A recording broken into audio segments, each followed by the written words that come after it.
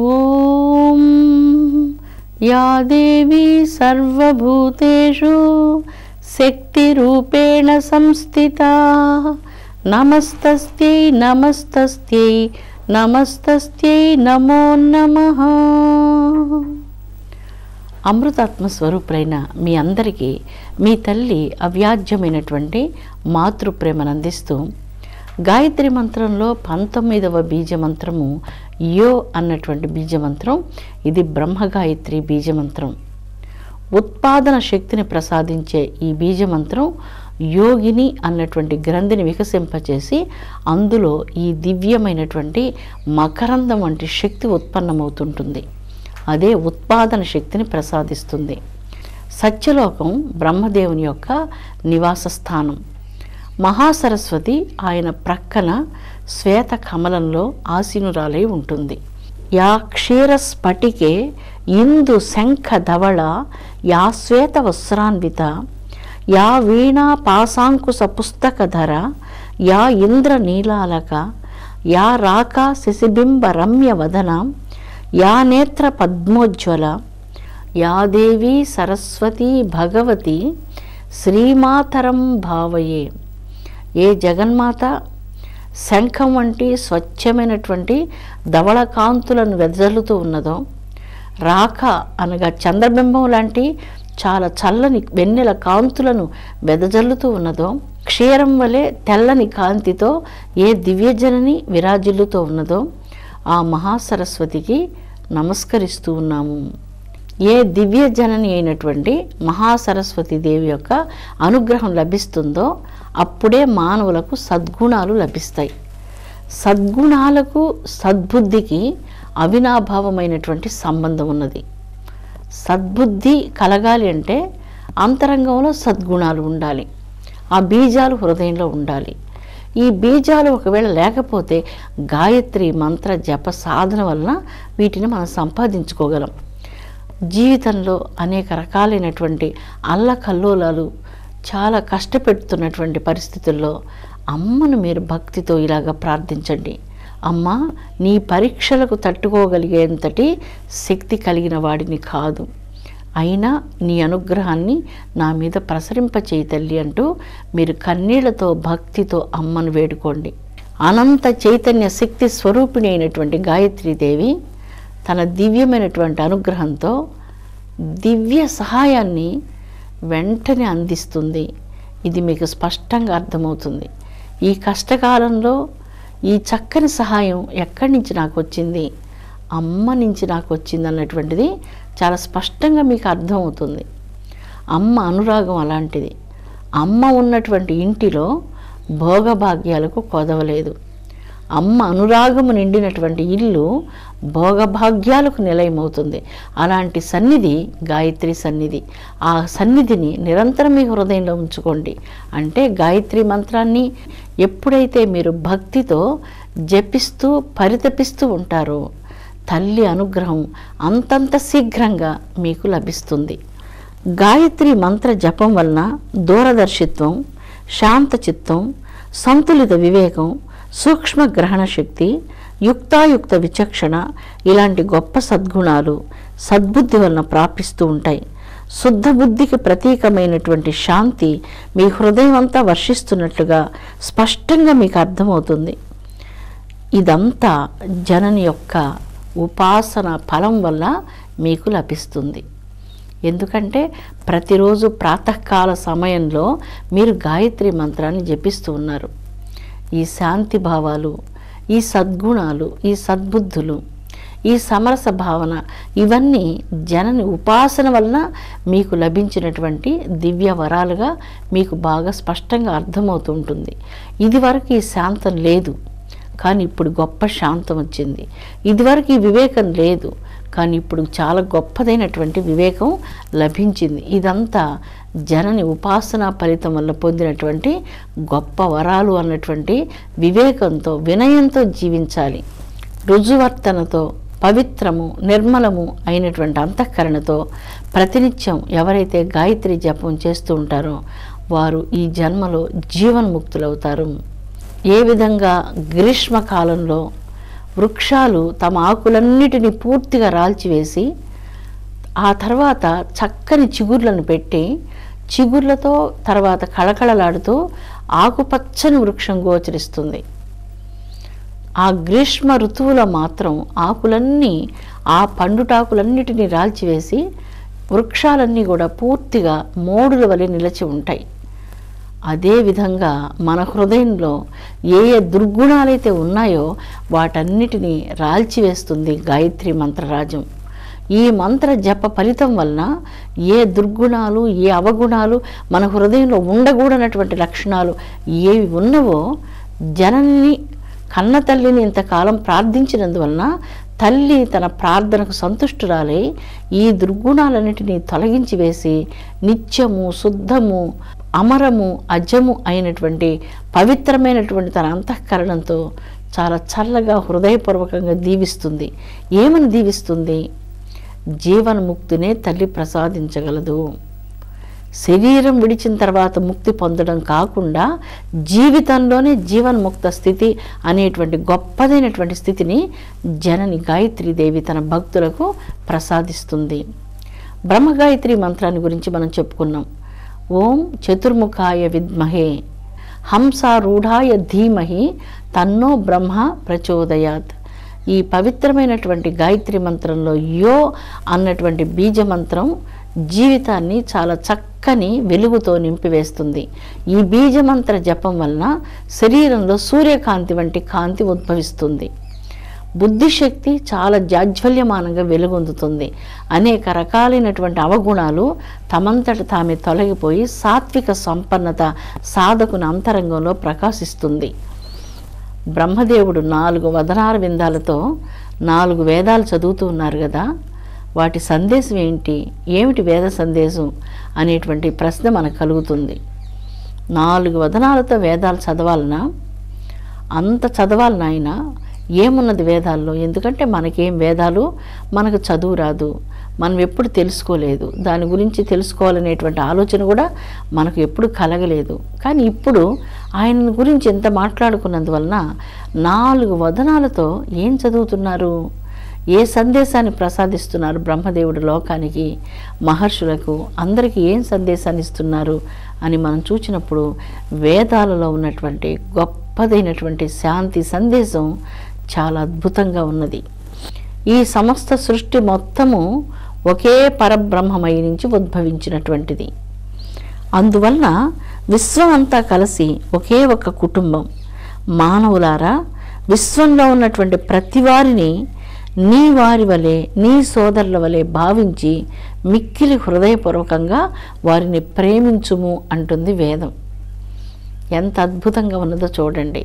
ఈ లోకంలో ఎవరిని మనం చూచినా కూడా వారిని మనవారు అని భావించి ప్రేమించమంటుంది.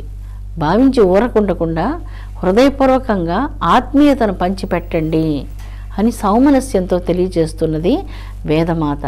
ఇది వేదాల సందేశం. సర్వం కల్విదం బ్రహ్మ, సమస్తము ఒక్క ఓంకారం నుంచే ఉత్పన్నమైంది.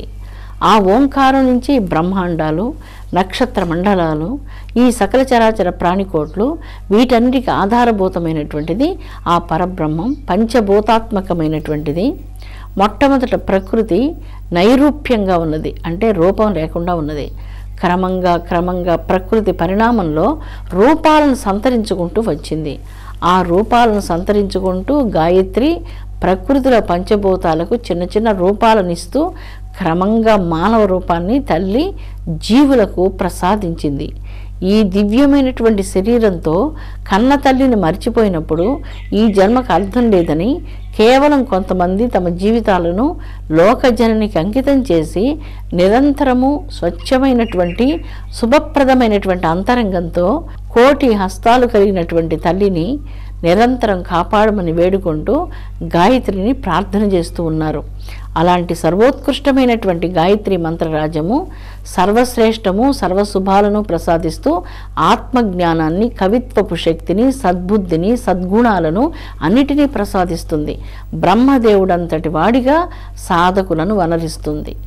చతుర్వేదాలను చదివినటువంటి బ్రహ్మదేవుడికి ఎలాంటి జ్ఞానం ఉన్నదో ఈ సకల చరాచర సృష్టిని చేసేంతటి జ్ఞానాన్ని బ్రహ్మదేవునికి ఎలాగ జనని ప్రసాదించిందో, ఏ విధంగా ఈ సకల చరాచర సృష్టికంతటికి మూల కారణమైనటువంటి శక్తిగా తాను విరాజిల్లుతూ ఈ సకల సృష్టి వెనక ఉన్నటువంటి చైతన్య శక్తి అయి ఏ దేవి విరాజిల్లుతూ ఉన్నదో ఆ దేవి యొక్క మహత్వపూర్ణమైనటువంటి అనుగ్రహాన్ని సాధకులకు మంత్రజపం చేయడం వలన తల్లి ప్రసాదిస్తూ ఉన్నది. గాయత్రి మహామంత్ర రాజ్యము ఒక నిశ్శబ్దమైనటువంటి శబ్దరాశి. ఆ శబ్దరాశిని తన రుజు ప్రవర్తనంతో, తన పవిత్రమైనటువంటి తపోశక్తితో గురు విశ్వామిత్రుల వారు తన అంతరంగంలో సాక్షాత్కరించుకొని ఆ పవిత్ర మంత్రరాజ్యాన్ని జగత్తుకు ప్రసాదించారు. అది మొదలు 3,000,000 దేవతలు, మునీశ్వరులు, మహర్షులు వీరందరూ పరమపావనమైనటువంటి ఈ గాయత్రి మంత్ర రాజ్యాన్ని జపించి ధన్యులయ్యారు. వేదాల యొక్క విశ్వజనీనమైనటువంటి దివ్య సందేశం ఈ విశ్వమంతయు ఒకే కుటుంబం. ఈ సకల చరాచర ప్రపంచంలో ఉన్నటువంటి ప్రాణికోట్లన్నీ కూడా అనంతమైనటువంటి ఒకే దైవానికి సంబంధించినటువంటివి. విశ్వాన్ని ప్రేమించండి, సమరస భావంతో జీవించండి, విశ్వంలో అందరినీ నీవారుగా భావించు అంటూ విశ్వజనీనమైనటువంటి వేద సందేశం యుగాల క్రితమే మానవ జగత్తుకు ప్రసాదించబడింది. అందరూ కలిసిమెలిసి ఉండండి, సామరస్యంతో జీవించండి, అందరినీ ప్రేమించండి. చాలా సింపుల్గా చెప్పినప్పటికీ ఈరోజు మనందరికీ చాలా కష్టమైనటువంటి సందేశం ఇది. అందరినీ ప్రేమించండి అంటే అందరినీ ప్రేమించడం అనేటువంటిది తర్వాత విషయం. మన కుటుంబంలో ఉండేటువంటి కుటుంబ సభ్యుల్ని మనం ప్రేమించలేకపోతున్నాం. ద్వేషాదులు, కుట్రలు ఇటువంటివన్నీ కూడా చాలా అధికాధికమైపోయి హృదయం మాలిన్యమైంది. విశ్వంలో ఉన్నటువంటి జనులందరినీ ఎలాగ ప్రేమించగలం? ప్రేమ రాహిత్యంతో మనం బాధపడుతున్నాం. విశ్వాన్నంతా ఒక కుటుంబంగా భావించండి అంటుంది. మన కుటుంబాన్ని మనం ప్రేమించలేనప్పుడు విశ్వంలో ఉన్నటువంటి అన్ని కుటుంబాలను మనం ఎలాగ ప్రేమించగలం? అంత ఎత్తుకు మనం ఎదగాలి కదా. అంత ఎత్తుకు ఎదిగిన రోజున విశ్వంలో ఉన్నటువంటి అన్ని కుటుంబాలను తన సొంత కుటుంబంగా భావించి ప్రేమించగలిగేటువంటి సహృదయం మనకు లభిస్తుంది. అందుచేత అటువంటి సహృదయం మనకు లభించాలనుకున్నా, మన హృదయంలో ఈ విశ్వజనీన భావన రావాలన్నా, మన హృదయం పవిత్రతతో పొంగి పొరలాలన్నా గాయత్రి మంత్ర జపం చేయడం ఆవశ్యకమైనటువంటిది. ఈ మంత్ర శబ్ద తరంగాలు వాతావరణంలో ప్రవేశించి బ్రహ్మాండాలకు అవతల ఉన్నటువంటి ఏ శుద్ధ చైతన్యం అయితే భాసిస్తూ ఉన్నదో ఆ దివ్య చైతన్యాన్ని వెళ్ళి చేరుకుంటూ ఉన్నాయి. అమ్మ పాదపద్మాలకు చేసిన చిన్న పూజ పెద్ద పూజగా భావించమ్మా అంటున్నాం. చాలా అల్పమైనటువంటి పూజను చేస్తూ ఉన్నాము. సర్వోత్కృష్టమైనటువంటి నీ పూజలు, నీ విధానాలు, నీ భక్తిని ఏమీ ఎరగము. నీ మంత్ర జపాన్ని చేసే భాగ్యాన్ని ప్రసాదించు. మా హృదయంలో ఉన్నటువంటి గాఢాంధకారమైనటువంటి తమస్సును పరిహారం చేయి తల్లి అంటూ గాయత్రి మంత్రం ద్వారా కన్న తల్లి అయినటువంటి గాయత్రిని ఎవరైతే భక్తితో వేడుకుంటారో వారి హృదయాన్ని తల్లి ప్రకాశింపచేస్తుంది. అగ్నిని మనం ప్రజ్వలింపచేసినప్పుడు అగ్ని ద్వారా ఎలాంటి పదార్థాలనైనా సరే మనం దగ్ధం చేయగలం.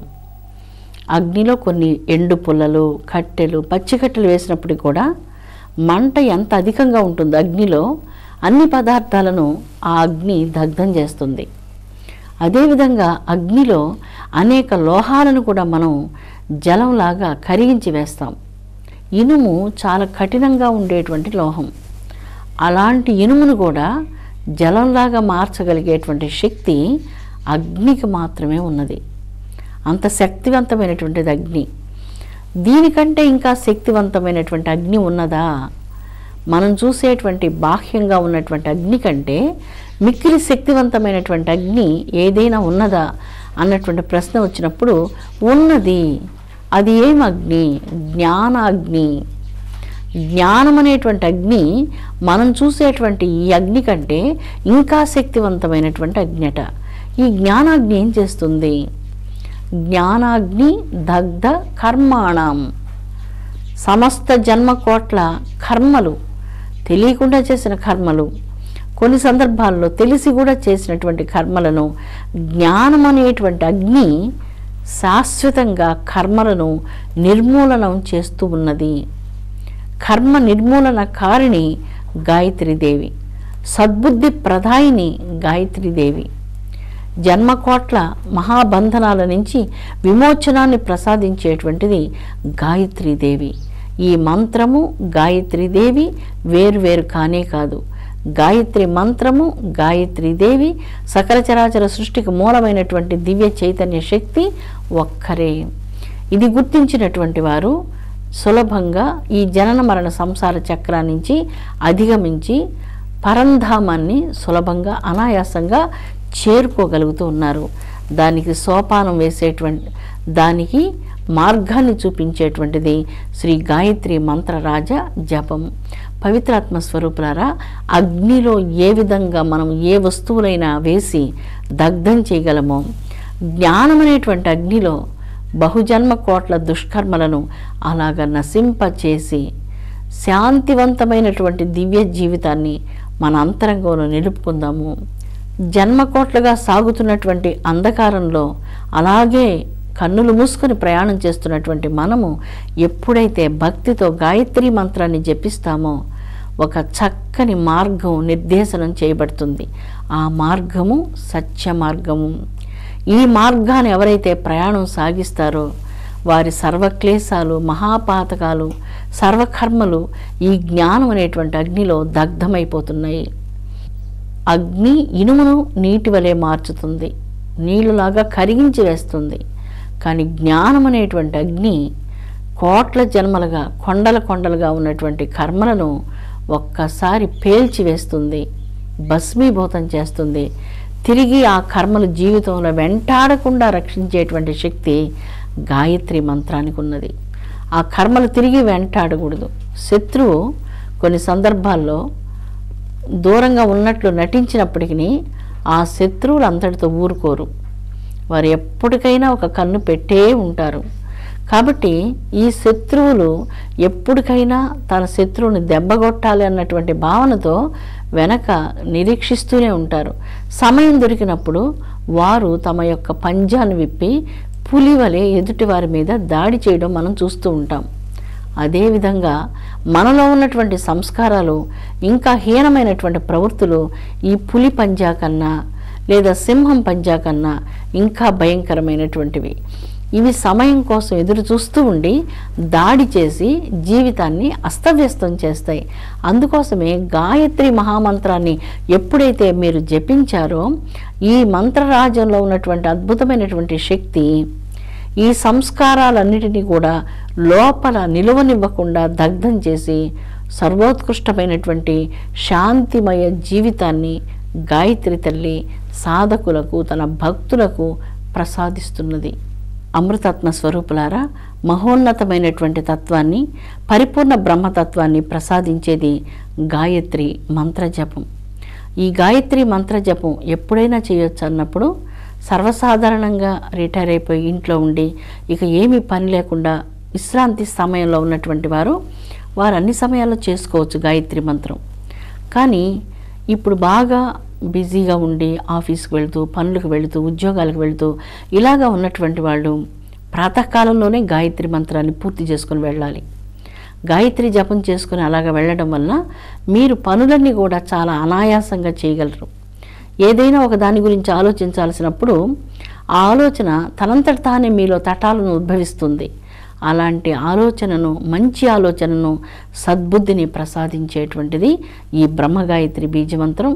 ఆ బ్రహ్మ హృదయంలో ఉన్నటువంటి మహాసరస్వతి ఈ సద్గుణాలన్నిటినీ మీ మీద వర్షిస్తూ సద్గుణదాయినిగా అనుగ్రహిస్తుంది. గాయత్రి మంత్రంలో 24 బీజమంత్రాలు ఉన్నాయి. వీటిని చతుర్వింశతి తత్వాలు అంటారు. ఈ చతుర్వింశతి బీజ మంత్రాలలో సమస్త ప్రపంచంలో ఉన్నటువంటి జ్ఞాన విజ్ఞానాలన్నీ కూడా అమరి ఉన్నాయి.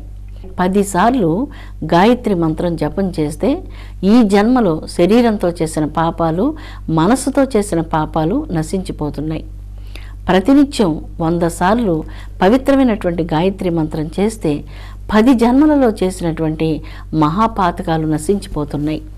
ప్రతినిత్యము సహస్ర పర్యంతం అనగా 1000 సార్లు గాయత్రి మంత్రాన్ని జపిస్తే అనేక జన్మలలో చేసినటువంటి మహాపాతకాలన్నీ కూడా గోహత్యాది మహాపాతకాలు, శ్రీహత్యాది మహాపాతకాలు, బ్రహ్మహత్యాది మహాపాతకాలన్నీ కూడా గాయత్రి మంత్ర జపం వలన నశించిపోతున్నాయి. ఎవరైతే త్రిసహస్రాలు అనగా ప్రాతకాలంలో సహస్రము 1000, మాధ్యాహ్నిక సంధ్యాకాలంలో 1000 మంత్రాలు, సాయంకాల సమయంలో 1000 మంత్రాలు, ఎవరైతే ప్రతినిత్యము 3000 సార్లు గాయత్రి మహామంత్ర రాజ్యాన్ని జపిస్తారో వారి కోటి కోటి కోటి కోటి కోటి జన్మల మహాపాతకాలని నశించి ఈ జన్మలో వారికి మోక్షం లభిస్తున్నది, జీవన్ముక్తులవుతున్నారు. పాపరాశిని ధ్వంసం చేయడంలో గాయత్రి మంత్రంతో సమానమైనటువంటి మంత్రరాజము మరి ఎందూ లేదు. కన్న తల్లి వలె ఆదరించడంలో, జ్ఞాని వలె దారి చూపించడంలో, తల్లి తండ్రి వలె ఆదరణను, ఆప్యాయతను, అనుగ్రహాన్ని, రక్షణను ప్రసాదించడంలో గాయత్రి మంత్రంతో సమానమైనటువంటి మంత్రరాజ్యము మరి ఏదీ లేదు. అమృతాత్మ స్వరూపులారా, గాయత్రి మంత్రాన్ని భారతీయులు ఎప్పుడూ ఏదో కొన్ని అక్షరముల కలయిక అని భావించరు. అది మనం పరిపూర్ణంగా విశ్వసించవచ్చు. ఇది కొన్ని అక్షరముల కలయిక అని భావన మాత్రం ఉండదు. గాయత్రి అనగానే అనంతమైనటువంటి చైతన్య శక్తి. ఆ శక్తిని ఎప్పుడైతే ధ్యానిస్తున్నామో శరీరంలో ఉన్నటువంటి చైతన్య శక్తులన్నీ మేల్కొంటూ ఉన్నాయి. విశ్వసృష్టితో, విశ్వశక్తితో హృదయం అనుసంధానం జరుగుతూ ఉన్నది. ఆ సృష్టితో అద్భుతమైనటువంటి అవినాభావ సంబంధం వల్ల సృష్టి యొక్క దివ్యత్వాన్ని తెలుసుకొని ఆ సృష్టిని భగవత్ స్వరూపంగా ప్రేమించగలిగేటువంటి గొప్ప సహృద్భావన సాధకులకు కలుగుతున్నది. అనేక భూమికలను అధిరోహింపచేసినటువంటి గాయత్రి తత్వము సాధకులను పరంధామానికి, మోక్షస్థితికి తీసుకుని వెళుతూ ఉన్నది. పాపరాశిని నశింపచేస్తూ ఉన్నది. ఇన్ని ప్రయోజనాలను చేకూర్చేటువంటి గాయత్రి మంత్రాన్ని మీరందరూ ప్రతినిత్యము శ్రద్ధతో, భక్తితో ప్రాతకాలంలో జపించి ధన్యులగుదురుగాక. విశ్వశాంతి వర్ధిల్లునుగాక. ఓం శాంతి శాంతి శాంతి.